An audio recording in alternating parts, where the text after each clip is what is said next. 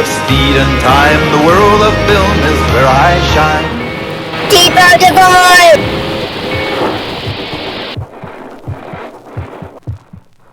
Depot Devoid.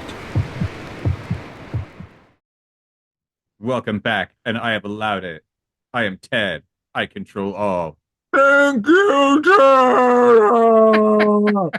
Thank you for letting me record. Usually we don't allow your kind to do this. I was wearing these in protest in case you made me talk about Blade 3. We'll do that eventually. Don't worry. Okay. In case that was unintelligible, and for those of you who are not watching the video, which will be very dark on Ted's end since he's sitting in spooky, mysterious darkness. I've got all the lights turned on in here. I was wearing these really dumb vampire fangs that I got in case Ted tried to make me talk about a Blade movie. Unfortunately, the only vampire fangs I could find are clearly like child-sized vampire fangs that, yeah, don't work so hot with my grown-up face. But I tried. Yeah, well, I tried. You gave it a go. Thankfully, we are not talking about Blade 3. Or are we? I am not talking about Blade 3. You can try really hard if you want to talk about Blade 3, but I'm not going to do that here on this episode of Depot Devoid, starring about you. Blade 3. No! Stop sullying my wizard episode. The Wizard of Blade 3? The wizard of none of your goddamn business. Oh, well, I guess that's the end of the recording then. The end! Fuck you, secret listener!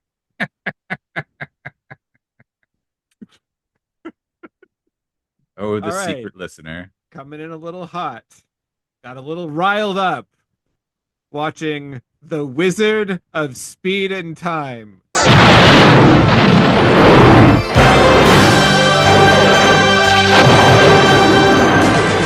A movie noted for its aggressive reaction. There is some of that. The Wizard of Speed and Time is a movie from... if you saw it, you probably saw it around 1988, maybe, which is when it kind of came out. It was sort of filmed over a number of years in the early to mid 80s and then kind of released in the 87, 88 to 89 window. I'm pretty sure that I rented this originally from the video store inside the Safeway in Coos Bay. As I'm sure we all did at some point in our childhoods, because we all grew up there and rented movies from Joe. I honestly really do miss that Safeway. It's very stupid, but I mean, it was 2.5 blocks away from our house when we were growing up, and we would just walk down there all the time when the parents were like, "Get the F out of the house." Yeah. Matt, take the kids away from us. And so we would walk down the terribly dangerous stairs that I fell down and removed my forehead on when I was 3 years old. And Yeah, that was a really long cement fucking staircase. did I tell you that I actually went back there when I was 15 and met the people who owned the house and was talking to them and told them about that? And they're like, yeah, we had like one of our neighbor kids fall down and get all broken on that. And we had 2 paper boys break their arms on it. Oh my God. It's apparently a really bad staircase, but I mean, I didn't know. I was 3. I fell down and just lost my forehead on it. Oh, Lord. Yeah, no, I see it's weird because I don't think of that as the house I grew up in, because I think of Papa's house as the house I grew up in. It is the one that we grew up in, which had a much smaller cement staircase on the outside. That was equally poorly built, Which but I much also- more functional. But which I fell down when I was a kid. And I had the strange experience of falling face first down that step and knocking a tooth all the way back up into my head. Huh. Yeah, it was like when it was a baby tooth. And so the tooth went all the way back up into my head. And while it was back up there, uh, the teeth on either side of it sort of moved in a little bit. So I just had to wait for it to grow back in, and it grew back in crooked, and I just had a crooked front tooth until I lost my baby teeth. All right. But yeah, it was really weird because I fell down and then I didn't have a tooth and I was just gushing blood, and so they rushed me to the dentist because everyone assumed that I had broken my tooth off and they couldn't find it anywhere. And then X-rays revealed that I just sucked it back up. Good times. Speaking of that, have you ever seen toddler skulls? Oh yeah, with all like the extra row of teeth like a fucking shark. Goddamn monsters. It's amazing. They're horrifying. Yes. Toddlers are absolutely monsters in Yep. skeletal form. Yes. So somehow, this is about the Wizard of Speed and Time. And teeth. Which did I make you watch this when you were little? Is that your first time, or was there another method? I don't remember. So I can't remember if initially we watched it at Papa's house when we still lived there before we moved to LeGrand, being Ian, Mom, and me, and you stayed there with Grandpa, Right. or if I watched it later, because I don't know if I was 8 years old or 10 years old when I first saw it. Okay. Uh, but I definitely didn't watch it right when it came out. If it came out in 87, 88, or 89. It's yeah. I feel like I probably got it right around then because I was consuming a massive amount of movie uh at that time. And this was definitely sort of obviously up my alley, even without having any idea what it was. But I don't remember exactly. But it blew me away the first time I saw it. So I would have been, assuming that I saw it in 1988 thereabouts. I would have been 14, 15 when I first encountered this movie. I definitely watched it with my best friend Steve, uh, and it became part of our language. It was very influential. And this movie definitely was influential on me when I was a kid too, which is why I don't think I saw it when I was 6 years old, because I don't know that 6-year-old me would Right. have glommed onto this quite as much as a 10-year-old me would have. Right. It would have been for different reasons, certainly. Yeah. And I think like I saw it at an age where I was able, like, I reacted to this movie for a multitude of reasons. From Was like it because you had high friends in low places? I had high friends every place, Ted, every place. This movie, I definitely, I mean, on the most immediate and basic level, I reacted to the animated sequences, which are glorious and filled with happiness and are brilliant and fun. This And movie is what made me actually even. And don't get me wrong, I loved Gumby and all sorts of stop animation as a kid, but watching this movie got me into making stop motion animation, even if I wasn't like properly prepared to actually make right, good stop motion animation.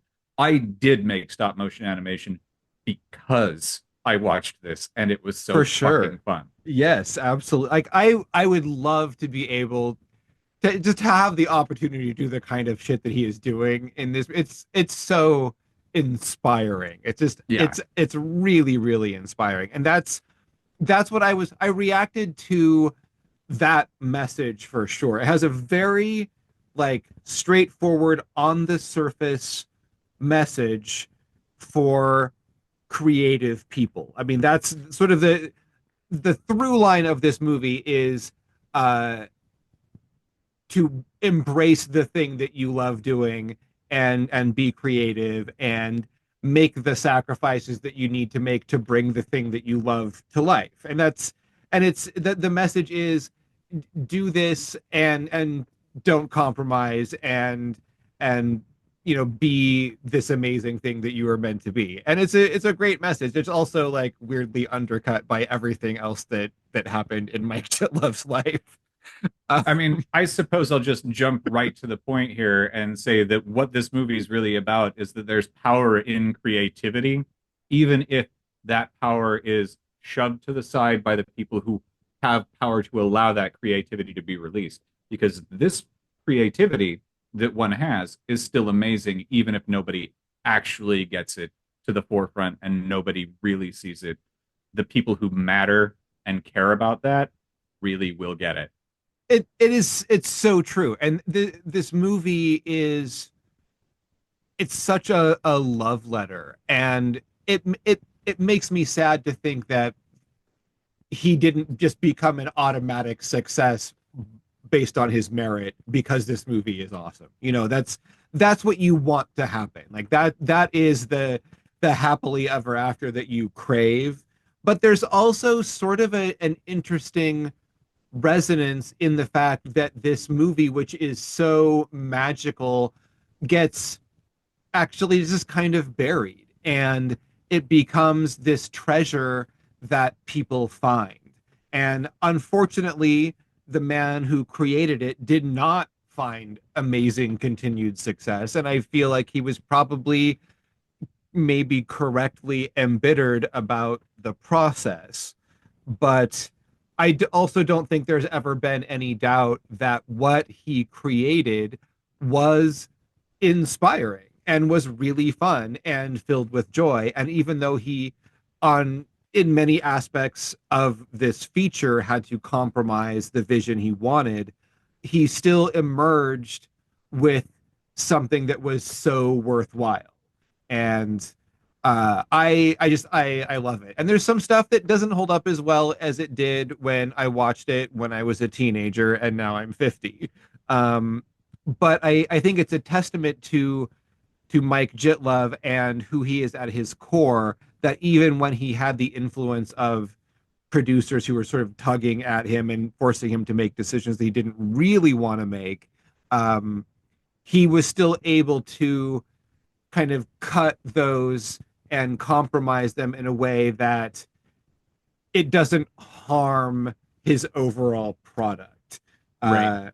It could have been better, and I'm sure, like, I would love to see what his original script was. There's some information out there about changes that were made, and in general stuff about how I guess the original script was a bit more cerebral, and a lot of that sort of slapstick, the dumb stuff with the Canadian cop and the clone of Cheech Marin who pursued them from that kind of stuff.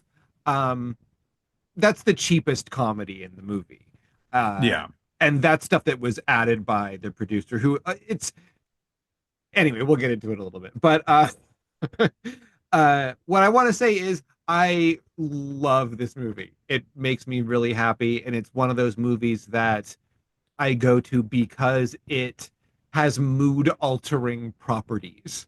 And when bad stuff happens, or when I'm just like, you know what, I would like to put into my brain something that is joyful. Happy stop motion animation, Yep. animatronics, the just even the little aspects of the tiny little steps that it takes to make it all work, and pretending that these scenes that we're seeing on video are actually what is happening that makes the stop motion animation, which we know you can't just be like, oh, and I move this tiny bit here, and then I step right here, boom, done. Got That's it. not, it's not the way that it works, but it's so beautiful and well intended and done in such a way where it's like, look, it's a labor of love, but I'm great. I think at least it for cinematic purposes, it conveys the idea that you need as an audience member.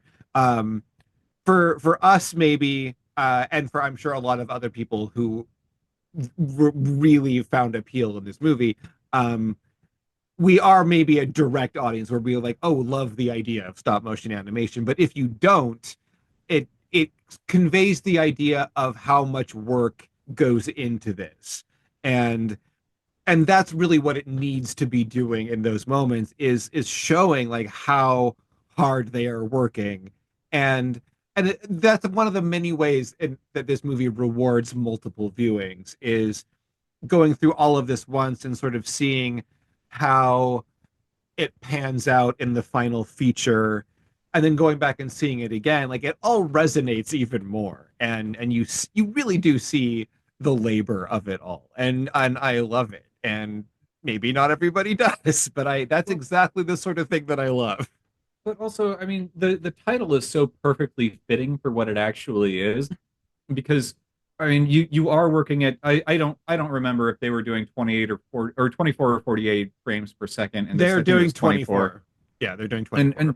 24 frames per second, it's a lot of work. It's not that complicated when it's a cartoon. Of course, you still have to draw every step of it out. But when it comes to actual stop motion animation, where you're dealing with real physical aspects, you have to keep that camera still. You're keeping all moving objects the same way. You have to be a wizard of speed and time to get through that, or else it's not going to actually fit together and come out as a solid processed moving piece. And almost everything in this movie really was done perfectly well in that stop motion animation, and he is a fucking wizard. It's remarkable, and they're so full of of just contagious joy. And part of that you may attribute to they taught the subliminal messages of happy thoughts that are embedded in his stop motion animation, which is it. Of course he would do that, you know. Yeah. Of course he would use his magic to try to make people feel better. Like I that. will help you find your It's dream. yeah, absolutely. When we were watching it again today, because I was taking notes, Bill's like, "Yeah, this is kind of a dorky movie." And Yeah. I'm like, yeah, it's about a person with a really powerful passion for one specific type of creative pursuit, and Yeah. he's doing it for the dumbest possible reason, to Yeah. make people happy. Yeah, that is a fucking dorky movie, and I love it. Yeah. He's getting absolutely nothing out of it. And here's the sad part, is also in reality, he really got fucking jack shit. Exactly. He got nothing out of it, but he made his passion Yeah. piece. Yeah, And he did. He got for those of shit, us who get it but and love it, yeah, he made a bunch of people happy. It's exactly the same reason that Kermit the Frog leaves the swamp in the Muppet movie. He doesn't leave when he's lured with fame or fortune. He leaves when Dom DeLuise is like, "You could make millions of people happy," and he's like, "Millions of people happy?" And that is all Jitlov got out of this. He just made a bunch of people happy, and that was it. even if it's only You 22,000 stupid of it. idiot. It's just so wonderful. I love it. I love it so much. So maybe we should tell people what it's about in case they don't know. The, this is a movie that is really about the making of itself. Yes. It's actually like really up its own ass in a certain way, but it but not in a that makes it sound smug, and it's not, like, not even a little bit. It's just sort of circular in a way. But this is a movie about Mike Jittlov, a self-taught animator trying to make special effects movies in Hollywood. And he has been doing all of this on his own. He has a little workspace in his home when he lives with his mom, and he clearly spends all of his money and time on these little passion projects, and tries to get them into little film festivals. And he doesn't seem to be doing that well financially. He does have a script for a feature film he'd like to do, but nobody's looking at that. And the movie starts with a little voiceover where we hear two Hollywood producers having a conversation. Lucky Straker and Harvey Bookman, and Straker has found an effects reel that he thinks is really good, and he wants Bookman to look at it for a project they're working on, which is one of those. Back in the day, they used to have TV specials, such as Hollywood's Greatest Effects. And since this movie takes place in 1977 somehow, A decade plus before the movie is coming out. exactly. This movie is taking place in Hollywood in 1977, and these two producers are working on the special. And because they are talking about stuff that they might put in this special effects extravaganza, we get our first look at the work of Mike Jittlov. And so the movie starts with a big bang with one of Mike Jitlov's really amazing animated featurettes. And I was immediately 100% invested in this movie from the first time that I saw it.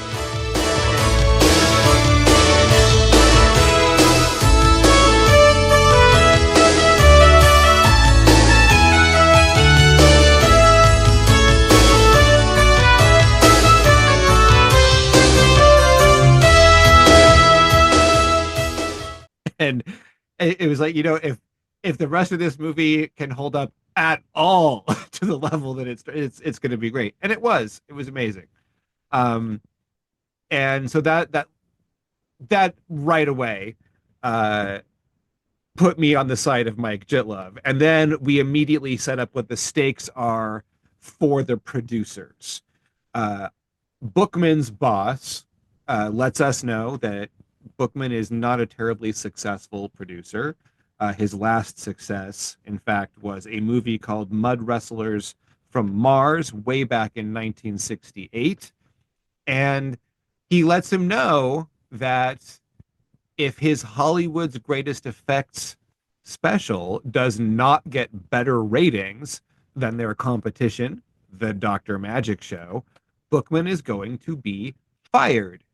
And so while Straker is trying to push for the obvious quality of Jitlov's work, Bookman only wants names and stars. And so these are the character archetypes that we set up and the stakes that are given to us right at the beginning. It's all fine. It works pretty well as a plot, because you get these sort of layers of secrecy and the ability to do some crossing and double crossing, which works plot wise pretty much. But mostly it's about giving us solid reasons to show Mike Jittlov and his friends making their incredible stop motion special effects movies. And that is what the meat of the movie is taken up with, is the creation of some of these works.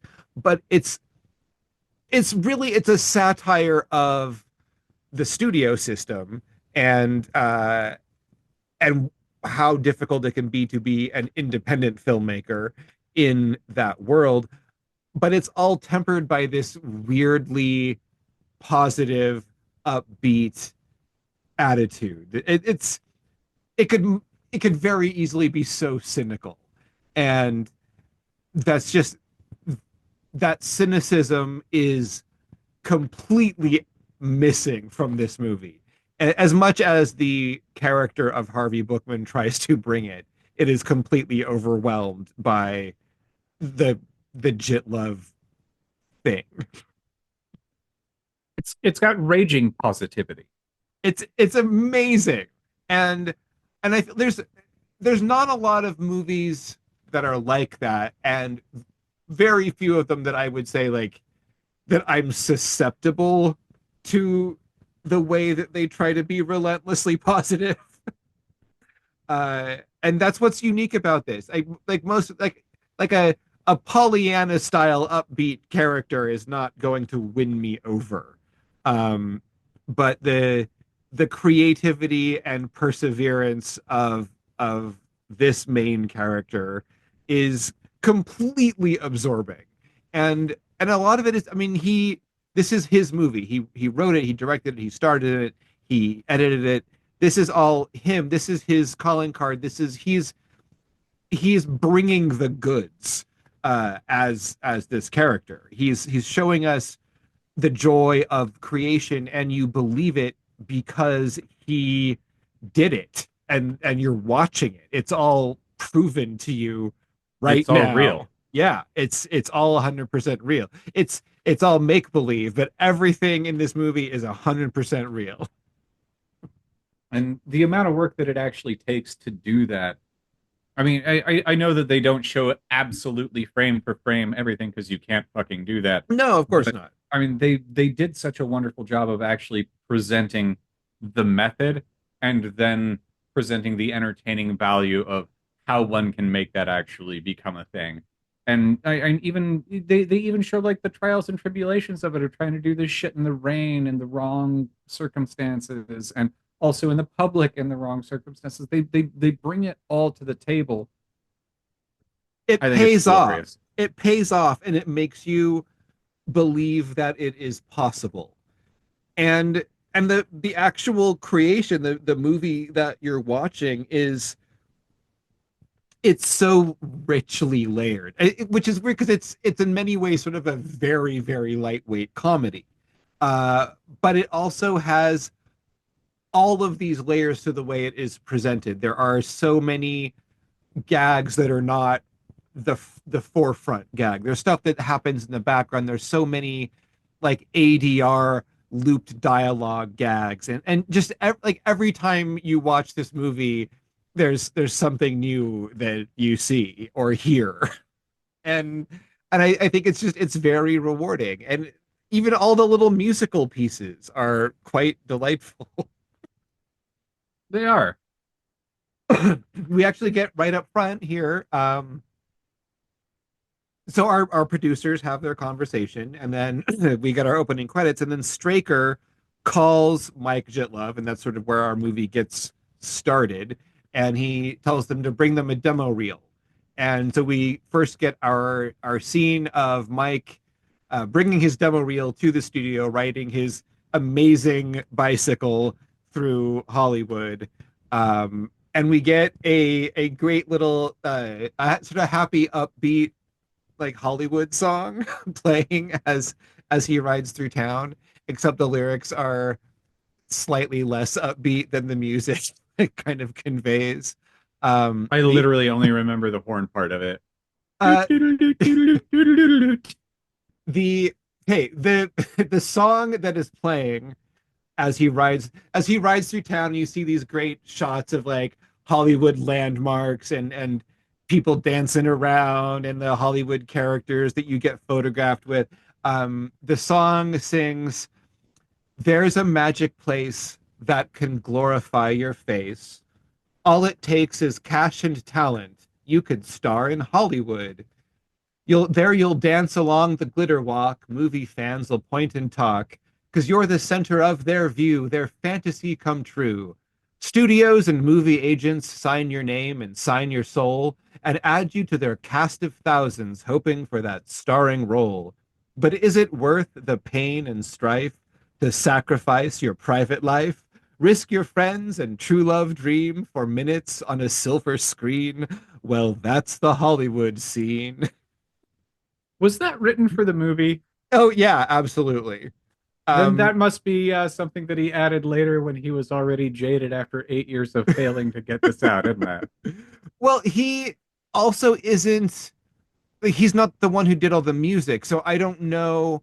I'm sure he collaborated or approved, it's not like they did it without his knowledge, but he's not the music guy necessarily. So he may not be the one who wrote the lyrics. You But may there, be right. but it's still, I mean, it could be a lot more cynical than that. It's leaning toward a kiss of realism. And then we have a moment where a guy in like a delivery truck throws a can out the window and litters. And Mike pulls up on his bicycle and picks up the can and throws it back through the window of the truck. And that's where we meet our female lead, Cindy, who is in a car in traffic next to him and claps and applauds him giving the can back. Yay! And this all happens in front of a theater marquee, which is playing Dawn of the Dead and The Evil Dead and Dead and Buried. I don't know if that means anything. I didn't clock it, but it sounds like it probably had some sort of value. But I mean, well, also this was filmed, I guess, from like sort of between 1983 and 1986, like principal photography. Evil Dead came out in 83, so you know. Which Evil Dead? I mean, come on, there's like 7 of them now. The main one. Oh, the TV series? Yes, Ash versus Evil Dead came out in 1983. Yes, Ted, that's what I meant. That's what I thought. Idiot. Don't be stupid. I have a beard. I can say whatever I want now. I'll try to remember that. Wait, lift that mug up. Present it and say words. Show me. Say words so I can see it on big screen. Ah, nice. Oh, yeah. We have merch. Ah, you son of a bitch. Yeah, I meant to be drinking from a different mug, and then I was too lazy to go back and switch it. I barely even clocked that. Okay, so yes, I am currently drinking coffee out of a coffee mug that has our logo on it, which I ordered you a mug for Christmas was how this started. Nice. And then I ended up getting one for myself later. For some reason, mine came first. I think because yours is slightly fancier than mine. Ah. But so I've been drinking out of this one for 2 days, and yours finally came today. But yeah, so this has our logo on the front, and mine on the back says, "Why is this movie not as good as RoboCop?" Nice. Yours, I like it. Yours does not. Yours says something else, and that you'll just have to wait and see. You're dumb. It's not as good as RoboCop. Yeah, it came out pretty well, actually. I like it. So yes, that's I like everything else this Christmas, because I really only get presents for you and Bill, and now you all basically know about all your presents. What can you do? There's a Bill needs a sort of coat rack situation by the back door, and so I had found a unit that was going to work really well that I was going to get him for Christmas, and then it became a matter of like if I didn't get it right then, it was going to stop being available. And so I ended up just sort of getting it for him anyway, but that was like 2 months ago. So I can't really lean on that and be like, that was a Christmas present. So I was like, oh, I'll figure something else out. And then like he had mentioned that he like needed a hoodie with a zip. And so I kind of kept that in the back of my head. And I know his favorite color is kind of a royal purple, and I just kind of kept my eyes out. And so I had found this hoodie that I selected, and I was going to get him that for Christmas. And then like a month ago or maybe 6 weeks ago, Bill's showing me his Amazon cart. He's like, "Oh, look at this, like I'm getting this and this," and he was ordering himself a purple like pullover hoodie. And I'm like, Gotta put an end to that. and I'm like, didn't you say you wanted a zipper hoodie?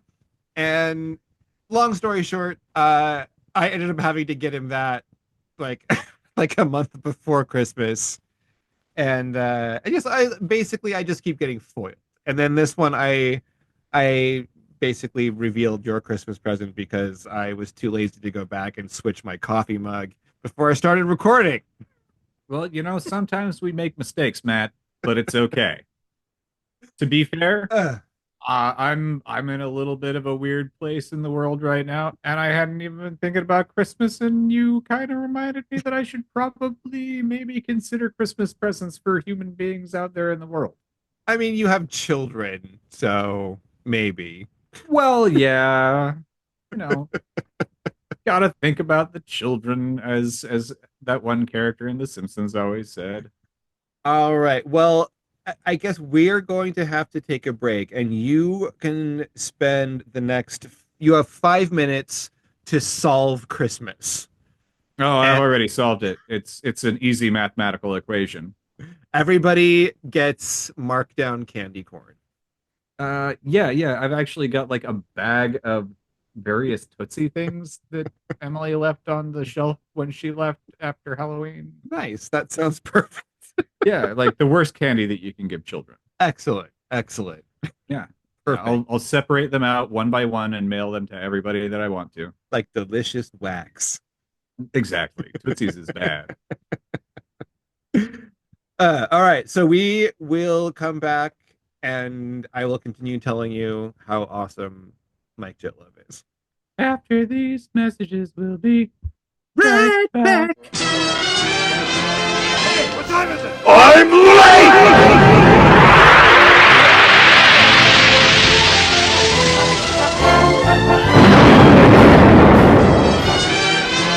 And we're back. Nothing weird was being said. No, nothing was said about anything. It was all still about Christmas, I'm sure. Christmas and how Christianity is the best and Oh yeah, that's what I heard. Jeebers and all of his glory. Okay, so let's talk about this movie a little bit because I think that what actually happens, the specific beats of the movie, it is largely less important than how it affects us as viewers and why. And I think we need to talk a little bit about that because that's really the meat of the matter. What the story is Mike gets asked to make a special effects sequence for this special, and then they do that, and then the crooked producer is like, well, you don't get anything unless you make this second one too. And then they do that, and he still tries to fuck them over, and then they screw with him, and They make it an impossible task. yes, and then they win in the end because it's a super feel good movie. That's what actually happens in the movie, and that's great. But I think that what when me as a young teenager who definitely wanted to be a creative person of some kind. Mostly I was working as a writer at that point, and that's sort of like what I had set my sights on. But I was always doing a lot of stuff, and this movie resonated with me so strongly, in the sense that I saw him as, because I'm like 14 or 15, so I see Mike Jittlov as like a full-on grown-up whose very existence kind of gives me the permission to not follow a practical path that the world is laying out for me. He, even within the creative community, he's an iconoclast. This is a place where to succeed you have to be part of a system that is set up to make you follow certain rules and be in these unions and schmooze with these types of people and fulfill their expectations, or you don't get the breaks that you need. And this is a movie about someone refusing to fully compromise his vision and who he is as an artist. And to me, I'm watching this and I'm like, he made this movie. Therefore, everything that he says is true. that is what I took from it as a kid, which is astoundingly naive, but which I fully believe. Like this was proof, Ted. This was proof that it could be done. And the fact that this success led to nothing did not, first of all, that didn't exist in the moment, but even once that became the story, it didn't change what the movie was. It didn't change the fact that like he made this thing being who he was and doing what he does. And that was so important to me as a kid. No, and it's a big thing, and it's one of those things. I've revisited this movie a few times over the years, and I absolutely love it. And there have been times where I've, for my work, had jobs where it is my art form that I absolutely love. I mean, I was a brewmaster for 15 years, and yeah, I got really disillusioned working for people that were terrible and working in an environment that was not conducive to actual artistic growth and entertainment. And yeah, I got disillusioned. But you can revisit that type of stuff and it can be okay, and you can still find your art and love.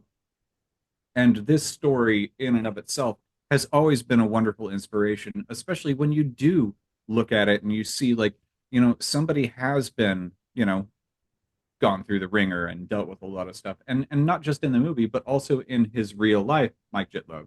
Um, it's been rough, but he does still continue to do what he likes to do and what he loves. And there's been times I've lost sight of a lot of the artistic stuff that I like doing. Like I love playing the guitar, and I haven't probably played the guitar in a year and a half right now. Mm-hmm. I've got two of them hanging on my wall. I need to move them into a different location, not to make them not in my sight line, but to make them in a different place because they're obviously not right on my wall.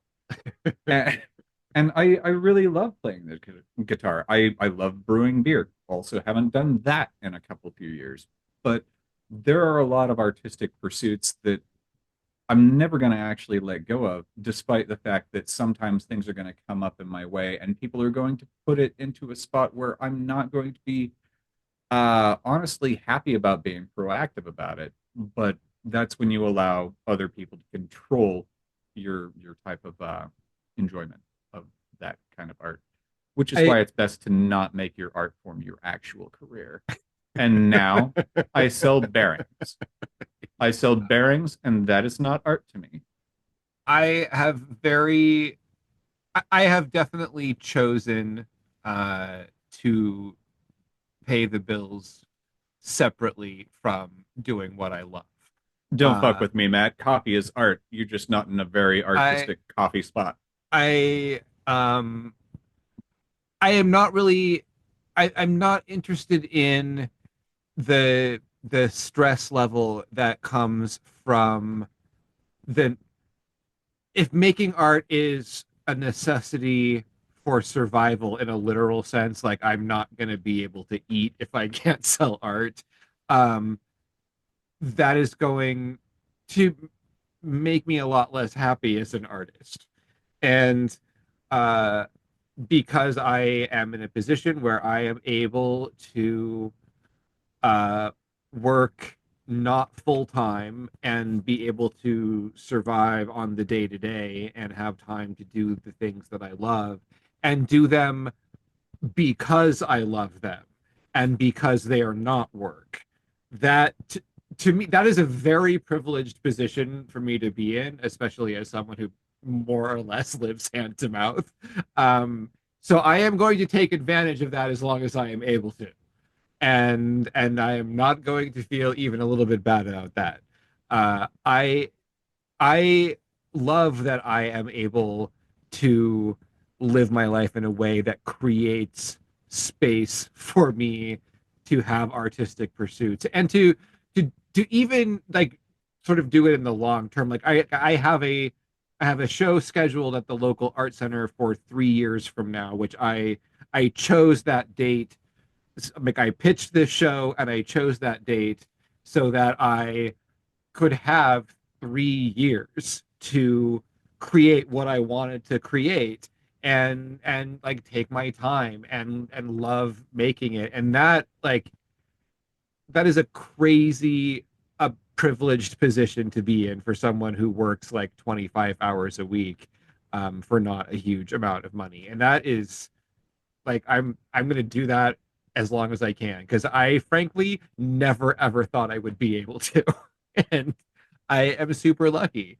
And that is something like that. This is the sort of thing that I would dream of being possible because of the message of this movie.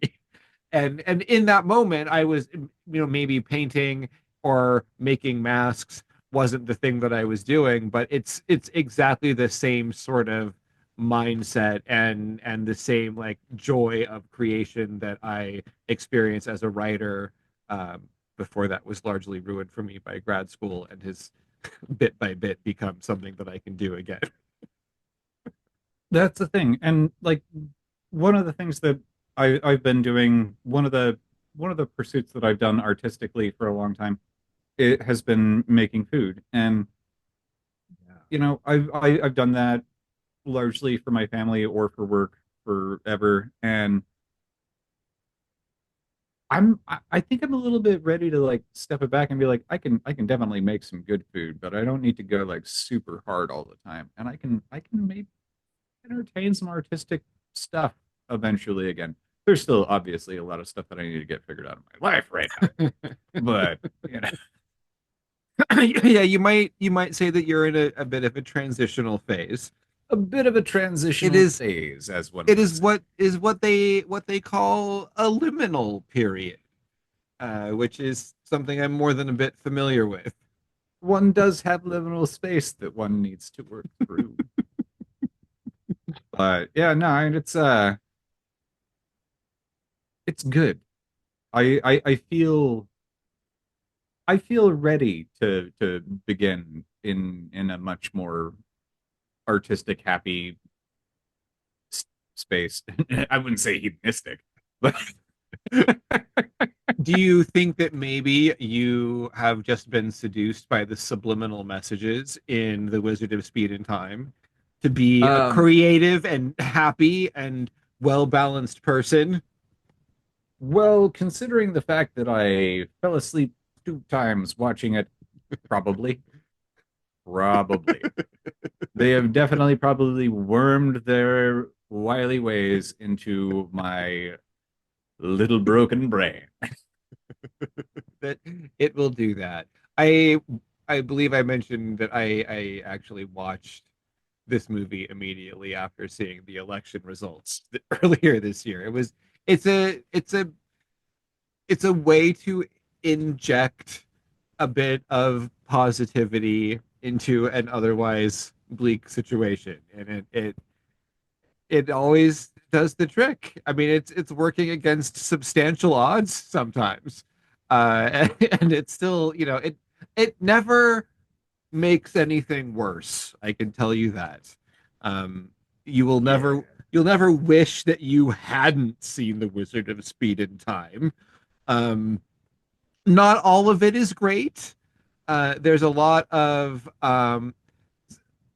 all the a lot of the cheapest humor is in there as sort of at the insistence of a producer on the film had a bit more control than he probably should have had. Humorously, he is also playing the producer Harvey Bookman in the movie. So the evil producer in the movie is a bit of the evil producer in real life. It's sort of a fun fact behind the scenes of the Wizard of Speed and Time, which I'm I sure am they would. unsurprised. Yeah, it is. I kind of want to get bogged down in like the behind the scenes stuff, but yeah, it's a strange situation. The original script they say was maybe a bit more cerebral in the storyline.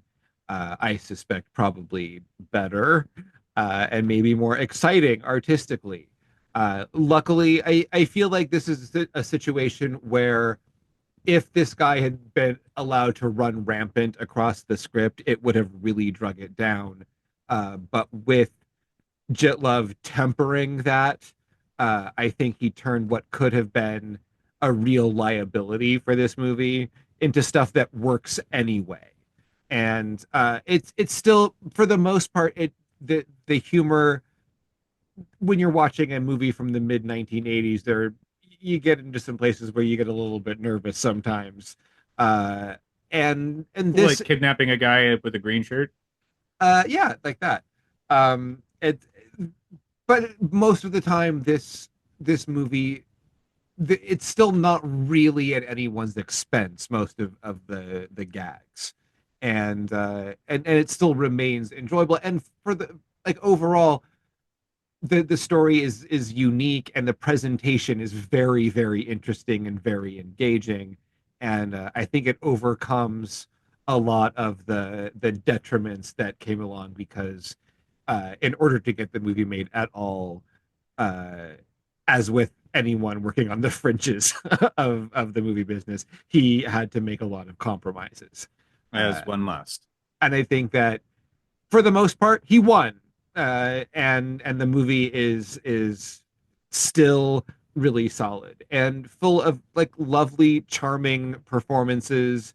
And the the lead Cindy is a delight, and you just you kind of you root for them. You root for these little team of people making these films, and then you get to see the films that they made, and they're really good. And that's They what it's are. really about. It's a vehicle for those amazing short films. And it's yeah, it's a little bit of everything. It's a lot of fun, and it's so upbeat. And yeah, I wish that he had had greater success from this movie, which is just it's amazing. And you can watch it a million times and always find something new. And yeah. Yeah, it's always been one of my favorites since the first time I've seen it, and it's also it despite the intensity in it, it's so kind and so docile. It It's kind, yeah. The whole movie is weirdly kind. And it's about a business that is notoriously not.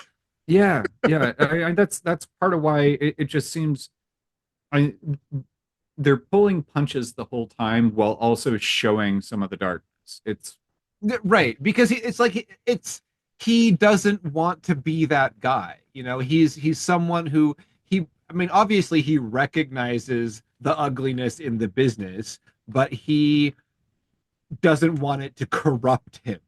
And I think that that's what they're showing. And it's very very sweet.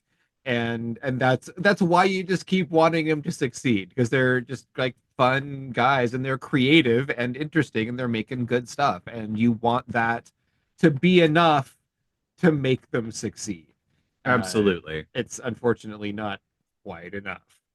um but it's I really just like can't recommend this movie highly enough. It is available on YouTube in its entirety for free.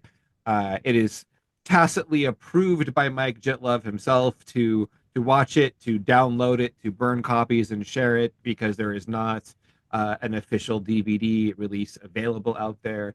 And people should watch it with their friends and share it and enjoy it and pause it and look for subliminal messages and there's so many little gags in this movie, and it will all like it'll get into your head and stay with you.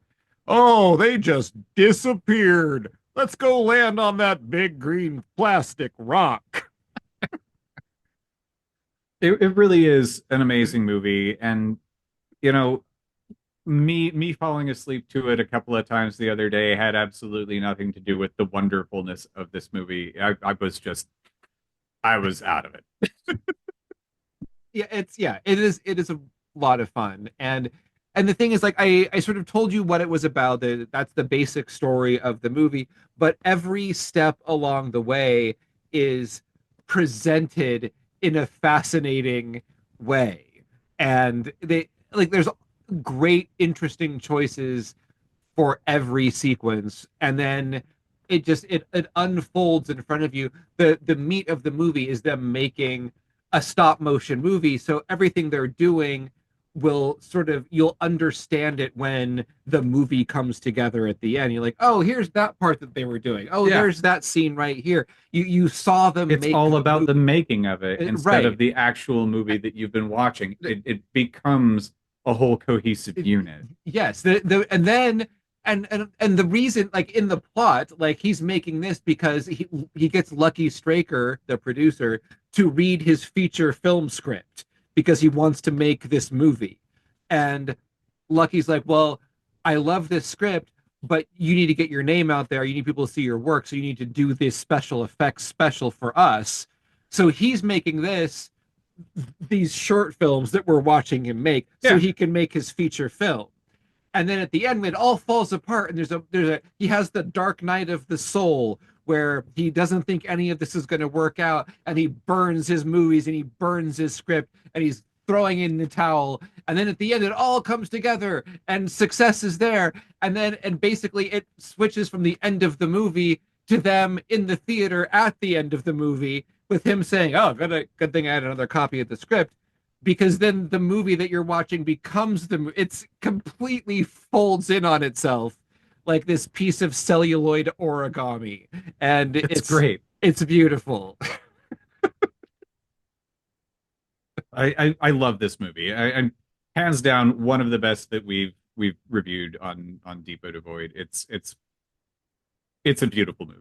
I feel like I've barely said anything about the details of it, but I just kind of don't want to. I don't want to spoil anything. You know, Yeah. it's a it's in many ways, like I said, it's kind of lightweight. It's a PG movie. It's something that for the most part you could probably watch with kids without feeling that weird about it. It's not, there's nothing really sexual in it. Like there's a couple of like butt jokes, you know, but it's not, it's mild.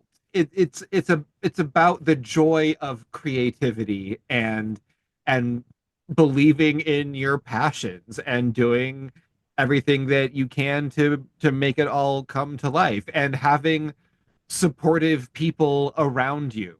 And the every part of this message is just so good natured. And if you like stop motion animation, it's great. And if you don't like stop motion animation, stop being stupid and watch this movie. Right? My gosh, how could you not like stop motion animation? And you can't not like it after you watch it, or else you're a fucking monster. I do want to say Cindy in this movie she's so sweet. This is like her only credit, and I cannot figure out anything about her, and I find that weirdly fascinating because she's apparently like a former Miss Virginia. Hmm. Which I found this website that talked about it.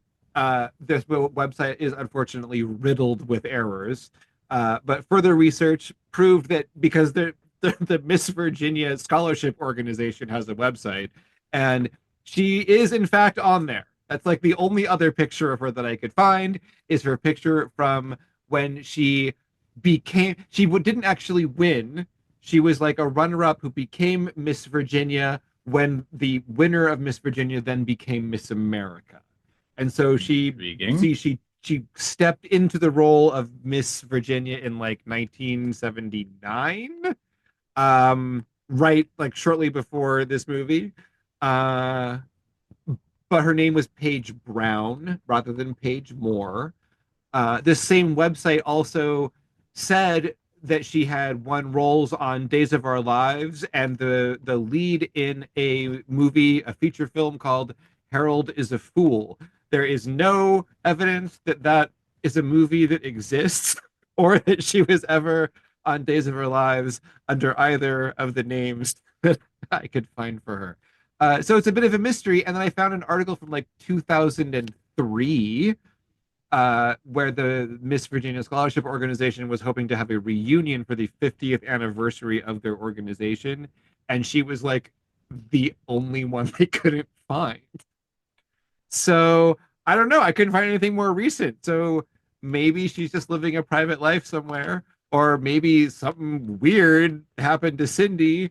But yeah, there's nothing. It's all identity theft. Nothing, nowhere. Maybe she's Superman. Yeah, it's identity theft. That's what Superman did, right? I yeah, I mean that would I think that's pretty super. But yeah, I liked her, and she was terrific in the role. And it's interesting that's there's a lot of people in this movie who aren't really normally in movies. But I like them all. They're all very fun. It's so delightful. It's Um, fantastic. did you notice that girl from Star Trek? The associate or assistant producer for the Doctor Magic show that he brings his reel in to her. The one who ultimately sends him to the Union Gilding building because he won't join the unions. Nope. She was famously in an original series episode of Star Trek with her big green hair. Nope. There's actually a poster of her from her episode of Star Trek on the wall in her office in this movie. Even better. That's great. And it took me a long time to figure this out, and I finally figured it out one time watching this scene. It's I'm sure I was just being dumb, and everyone else probably noticed this right away. That the reason that he won't shake hands is very clearly communicated in this movie, even though he just keeps saying, "I don't shake hands." It's a long story. It's because he's like telepathic, and every time he touches someone, he sees visions. It's in the movie, and for some reason I like didn't get that. And then finally at one point seeing that scene when she throws him out of the office, she touches Ah! yeah, she touches his neck as she's pushing him out, and there's like a little zap, and that's when he has the visions of her with her producer when they're little like bondage masks after Yep. work. Yeah. So yeah, It's fabulous. for whatever That reason, yeah, Jitlov in the movie at least is some sort of psychic, has telepathic visions about people when he touches them. yeah, And I'm going with its reality. I mean, it may well be. And I don't know why I don't remember when I figured it out either, but I just know it was after I had seen this movie enough times that I should have figured it out. It's pretty wonderful. That It's I did. yep. And oh, also this website said, and again, it's wrong about a bunch of stuff. But I was always intrigued about the scene at the end when he goes and crashes the producer's party to either get his money or his film back. Um, they throw him in the pool, and then there's a long conversation while he stays at the bottom of the pool and refuses to come up. And I was like, how exactly did they do it? Because the scene looks kind of seamless, and I was like, maybe it's kind of lo-fi.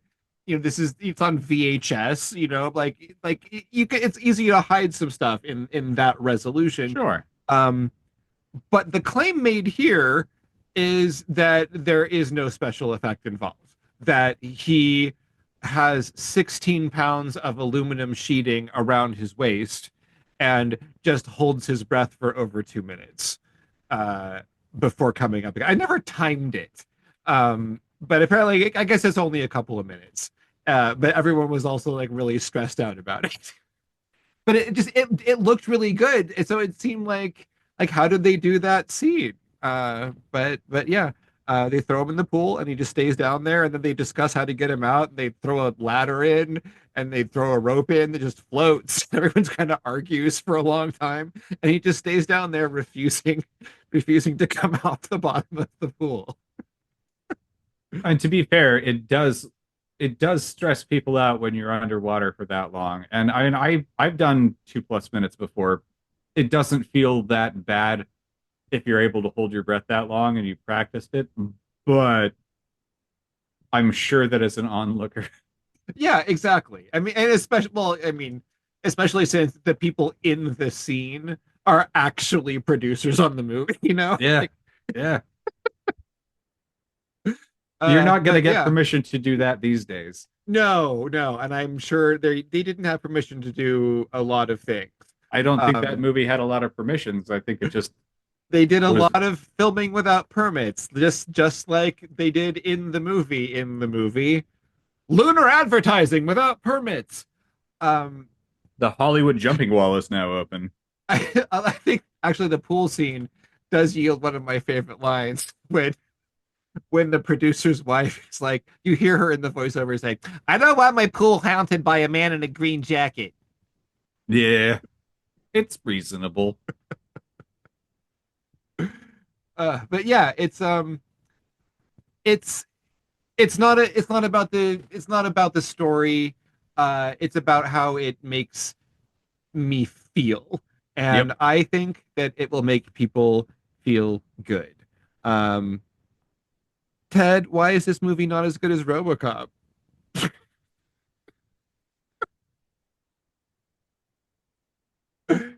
It's okay because the answer is it's way better than RoboCop. Just this once, it's way better than RoboCop. Nobody got shot in the dick. That we saw. Psychic shot in the dick. Did this feel good movie make you feel good? I love this movie. It makes me feel very good. I'm gonna have to watch it again. I'm going to always have to watch this movie again. It's one of my favorites. Absolutely. I don't watch it nearly enough. It's been far too long, and yeah, love it. Good deal. Well, I love you, Ted. I think we're about out of time. This movie is never a waste of time. And yeah, No, seek it's it the out. Wizard of Speed and Time. It is speed and time and so much more, and heart-shaped openings on our wizard robes. It's wonderful. Yeah, if you've missed it, go for it. Definitely watch it. Until next time, Ted. All right, I love you, Matt. I love you too. Have a great night. You as well. I am the wizard of speed and time. The world of film is where I shine. I've got magic to let you see just where you were and want to be on imagination's silver screen. I can help you find your dream. Depot Devoid is hosted by Matt Fagan and Ted Fagan. Depot Devoid is not hosted by Ian Fagan because he died and we miss him. Find us at Depot Devoid Podcast on YouTube, Facebook, Instagram, and all your favorite podcast platforms. Or reach us at depotdevoidpodcast@gmail.com. Come to me round and be all of my friends and dance to your wishes in the camera lens. Watch for the wizard in the robe of green, and I will help you find your dream. I'm a bad little Autobot.